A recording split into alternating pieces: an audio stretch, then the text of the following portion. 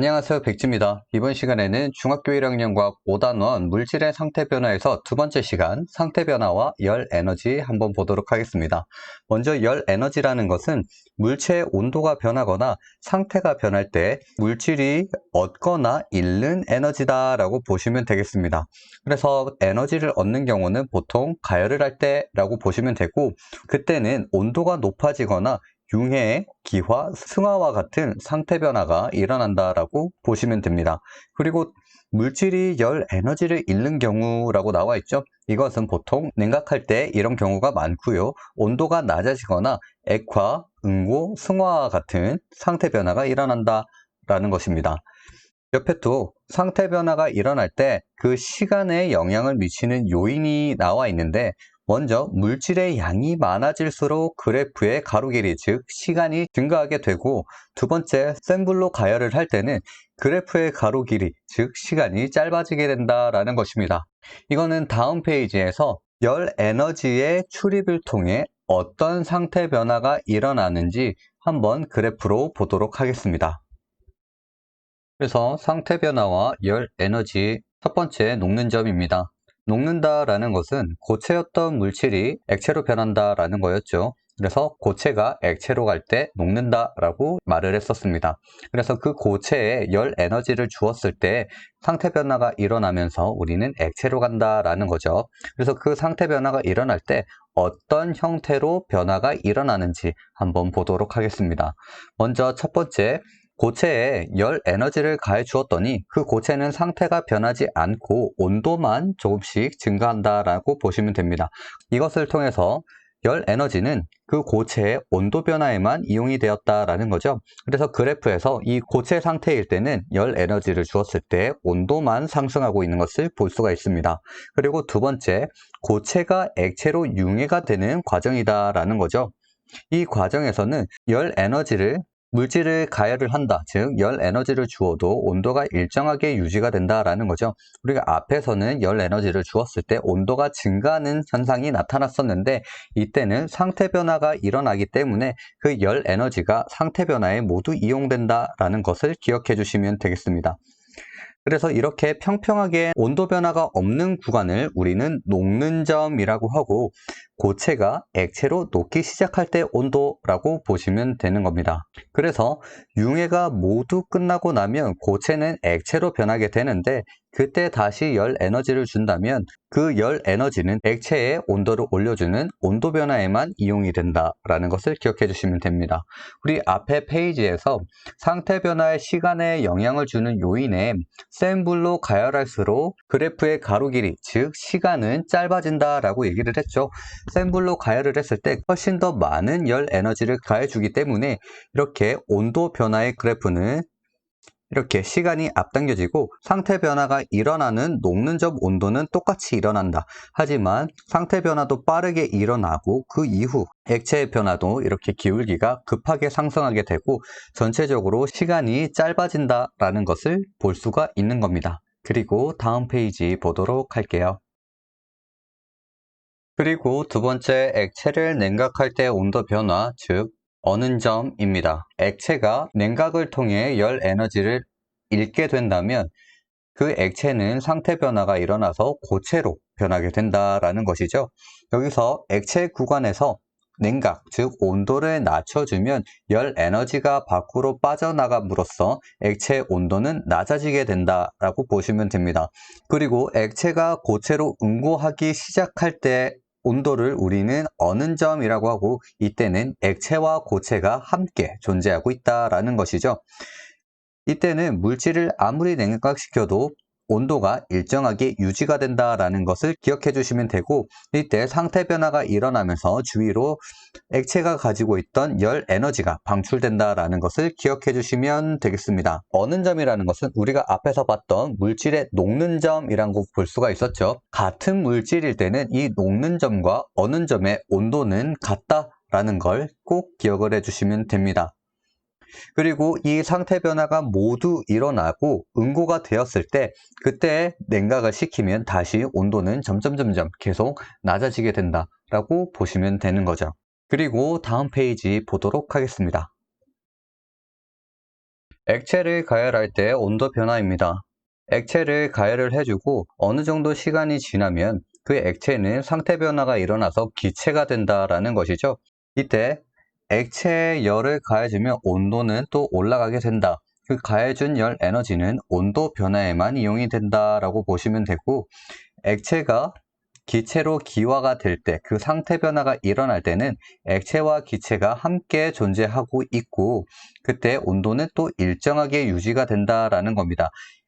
이때 일정하게 유지가 되는 구간을 우리는 끓는 점이라고 얘기를 하고, 가해준 열 에너지는 상태 변화에만 이용이 된다는 것을 기억해 주시면 됩니다.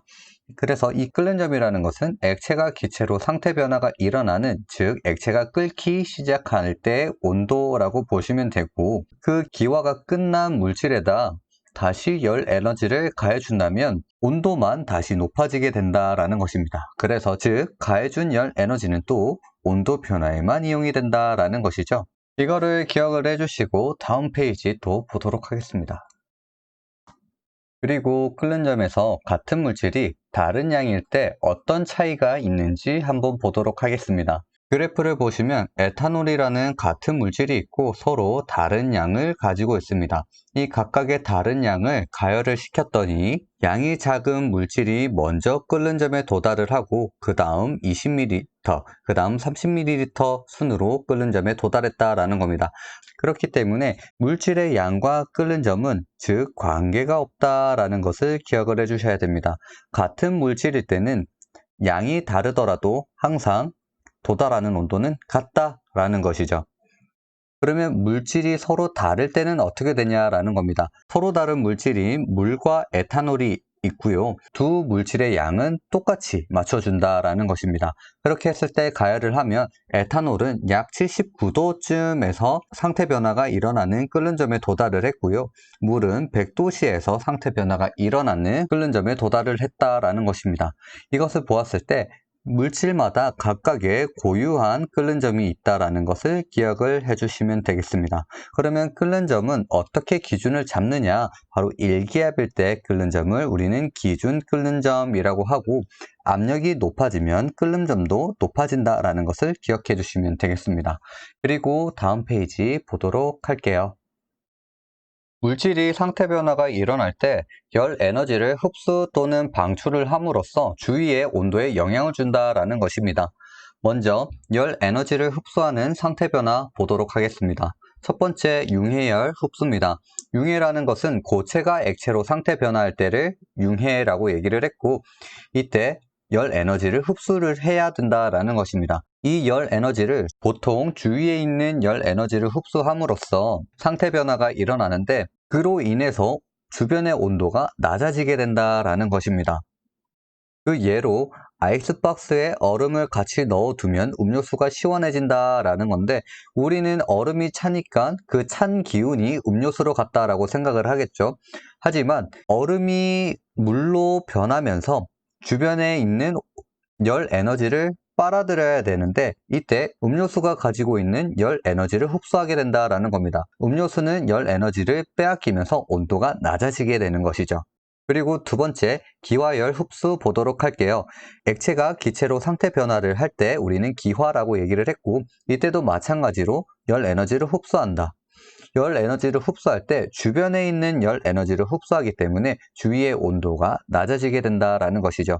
대표적으로 여름에 아스팔트 위에 물을 뿌리고 지나가는 차를 보신 적이 있으실 겁니다. 뿌려진 물이 주변에 있는 열을 흡수를 함으로써 수증기로 날아가게 되고, 그 상태 변화로 인해 그 주변에 있는 열이 빼앗김으로써 시원해진다라고 보시면 되죠. 또 우리가 여름에 물이 있는 곳을 가면 보통 시원한데, 그 이유가 바로 기화열 흡수에 의해서 시원하다라고 보시면 되겠습니다. 그리고 기화열 흡수와 종이 냄비 한번 보도록 할게요. 밖에서 캠핑 같은 거를 해보면 종이 냄비에다가 음식을 조리하는 것을 본 적이 있으실 겁니다. 이때 가열을 해도 종이가 타지 않는 이유가 냄비 속에 있는 물이 기화를 하게 되는데, 그 기화열을 흡수함으로써 온도가 종이의 발화점, 즉 종이가 타는 온도까지는 오르지 않는다라는 겁니다. 그래서 그 종이를 계속 가열을 해도 종이 냄비는 타지 않고 음식을 익힐 수가 있다라는 것이죠. 그리고 다음 페이지 보도록 하겠습니다. 그리고 승화열 흡수입니다. 고체가 기체로 바로 상태 변화가 일어날 때 우리는 승화라고 얘기를 했고, 이때도 열 에너지를 흡수하게 되는 거죠. 열 에너지를 흡수할 때는 항상 그 주변에 있는 열 에너지를 흡수한다 라고 얘기를 했고, 그렇기 때문에 주위의 온도는 낮아지게 된다라는 것이죠. 대표적으로 우리 아이스크림을 사고 포장을 하면 드라이 아이스를 하나씩 넣어주죠. 그 드라이 아이스가 승화를 함으로써 주변에 있는 열을 흡수를 하게 된다. 그래서 그 주변은 온도가 내려감으로써 시원한 상태를 유지할 수 있다라고 보시면 되겠습니다. 그리고 다음 페이지 보도록 하겠습니다. 열 에너지를 방출하는 상태 변화입니다. 첫 번째, 응고열 방출입니다. 액체가 고체로 응고를 할 때 열 에너지를 방출하게 된다는 것인데, 액체는 고체에 비해서 많은 양의 열 에너지를 가지고 있기 때문에 액체가 고체로 변하기 위해서는 액체가 가지고 있던 열 에너지를 밖으로 빼냄으로써 본인은 온도가 낮아지게 되고, 그로 인해 고체로 응고가 된다는 것입니다. 대표적인 예로 물이 얼음으로 얼면 열 에너지를 방출하게 되고, 그 방출열에 의해서 주변이 따뜻해진다라는 거죠. 이 원리를 통해 이글루 안에 물을 뿌린다라는 건데, 이글루는 우리 눈으로 만든 얼음집이다라는 것을 알고 있죠. 아무리 집이더라도 얼음으로 만들었기 때문에 안의 온도는 낮다라는 겁니다. 그렇기 때문에 좀 더 따뜻하게 있기 위해서 이글루 안쪽 벽면에 물을 뿌리게 되는데, 그 뿌린 물이 바로 얼음으로 변함으로써 열 에너지를 방출하게 되고, 그 안이 조금 더 따뜻해질 수 있다라는 것입니다. 그리고 두 번째, 액화열 방출입니다.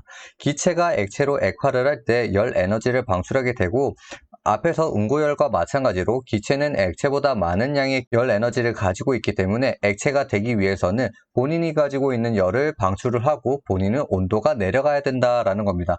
온도가 내려감으로써 액체로 상태 변화가 일어난다라는 거죠. 그래서 수증기가 물로 액화를 하면 그 방출되는 열 에너지를 이용을 해서 방출되는 열 에너지로 주변의 온도를 높일 수 있다는 겁니다. 이 원리를 이용한 것이 바로 스팀 난방이고요. 스팀 난방, 수증기가 물로 변하면서 많은 양의 열 에너지를 방출하게 되고, 그 열 에너지를 이용을 해서 실내 온도를 높일 수 있다는 겁니다. 그리고 세 번째, 승화열 방출입니다. 기체가 고체로 승화를 할 때 많은 양의 열 에너지를 방출하게 되는데, 마찬가지로 기체는 고체보다 많은 양의 열 에너지를 가지고 있고, 액체를 거치지 않고 바로 고체로 가기 때문에 그만큼의 더 많은 에너지를 방출할 수 있다는 겁니다. 대표적인 예로 공기 중의 수증기가 눈으로 승화를 함으로써 열 에너지를 방출하게 되고, 그 주변의 온도가 높아진다라는 거죠. 눈 오는 날에는 눈이 오지 않는 날보다 조금 더 따뜻한 느낌을 받는 경우가 많습니다. 우리는 이것을 날씨가 포근하다라고 얘기를 하죠. 그래서 오늘은 여기까지고요. 다음 시간에 또 다른 영상으로 찾아오도록 하겠습니다. 안녕.